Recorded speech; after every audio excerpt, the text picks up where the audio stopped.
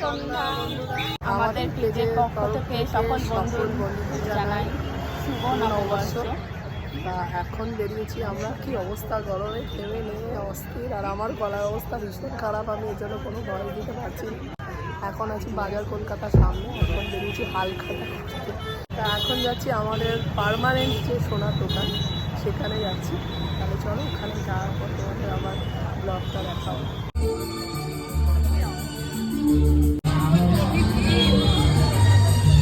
এবার লস্যি টস্যি ব্যবস্থা